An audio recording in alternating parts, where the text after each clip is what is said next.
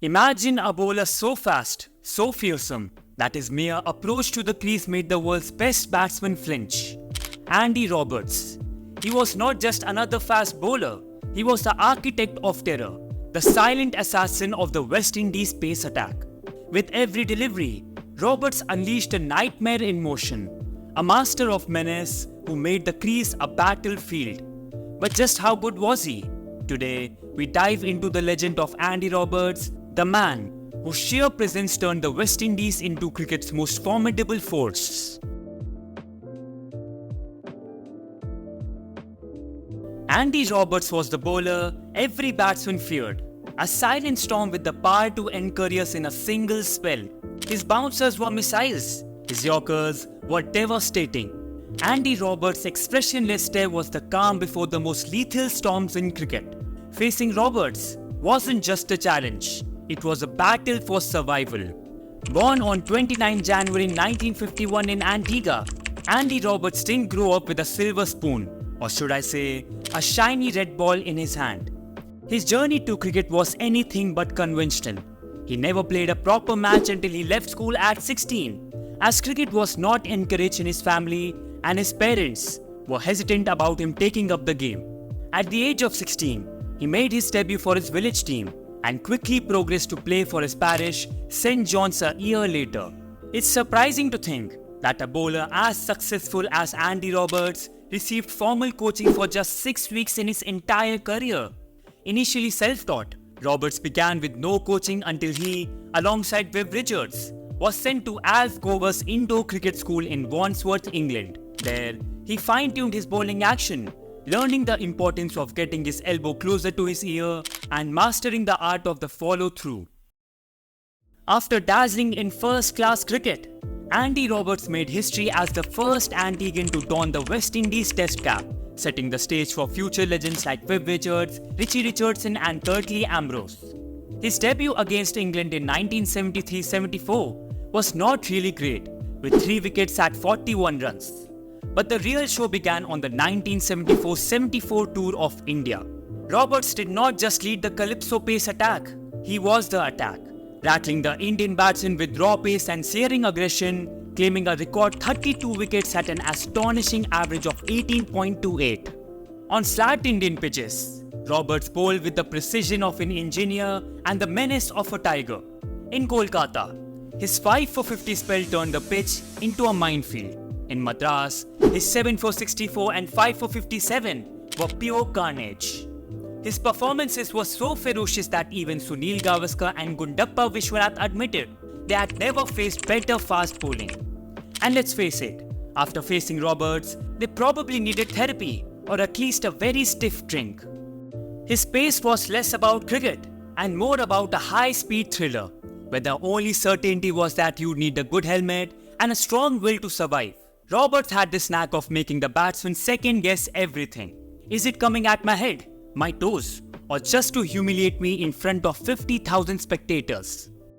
The most difficult bowlers and the most quickest, I believe, I've been told by all the Pakistani great openers. Andy Roberts' bowling was a batsman's worst nightmare, an electrifying blend of speed, precision, and intimidation that transformed every delivery into a high-stakes gamble. He combined lethal pace with movement, bounce, and control, and his outswinger was a masterclass in deception, cutting sharply and late.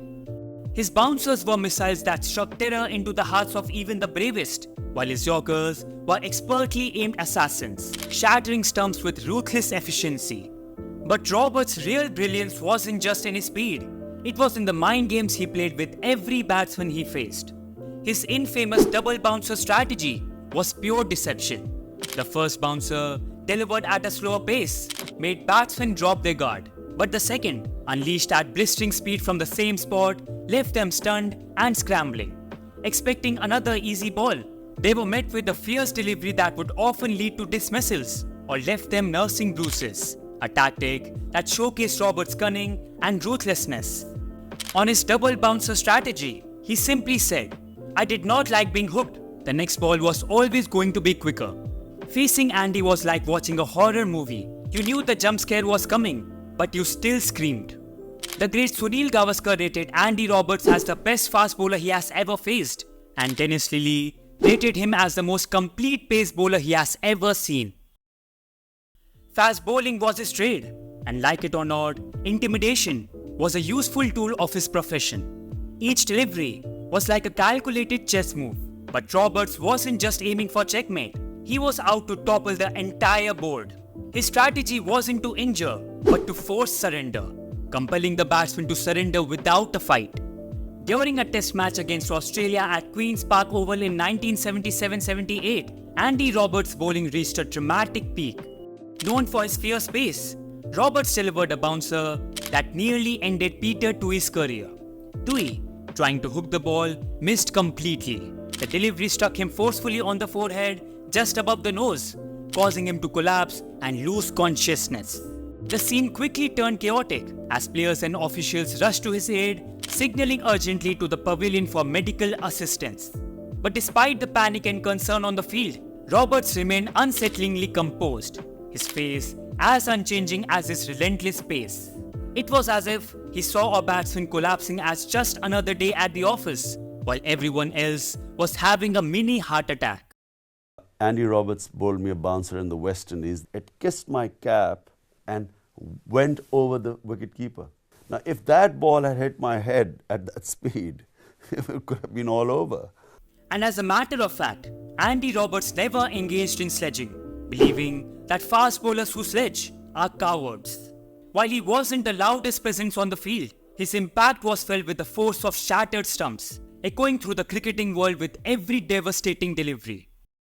The 1970s and 80s were a nightmare for batsmen facing the West Indies, with Andy Roberts leading a fearsome pace attack that revolutionized fast bowling. As the leader of a legendary quartet with Michael Holding, Joel Garner and Colin Croft, famously known as the Four Horsemen of the Apocalypse, Roberts set the tone, unsettling the batsman and setting up his teammates for the kill. His partnership with Holding was particularly special.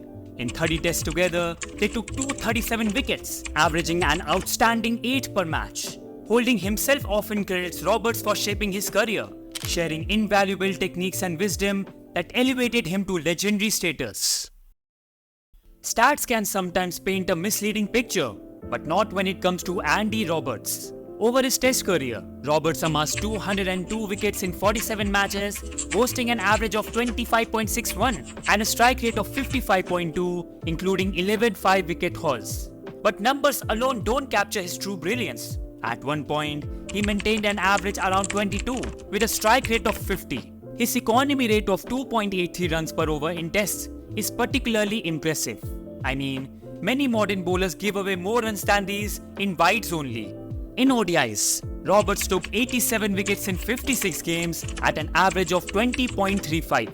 In matches won by West Indies, his average was an outstanding 18.50, reflecting his impact in crucial moments. Statistically, he was not only among the best ODI bowlers of his era, but also one of the finest fast bowlers from the Caribbean. Andy Roberts played his last match on December 24, 1983, and although his career was relatively short, he left an indelible mark on the game. His fiery pace, strategic mind, and dominant performances, including his unforgettable spells against England and in India, cemented his place among cricket's greats. Roberts' skillful approach paved the way for other legends like Michael Holding, whose own artistry with the ball redefined fast bowling. So, want to see how Michael Holding continued the West Indies' legacy of fast bowling terror? Don't miss our next video, where we dive into the story of Whispering Death and his incredible journey to greatness. Don't forget to like, share, and subscribe to my channel for more videos like this. Until next time, keep watching this beautiful game. See you soon.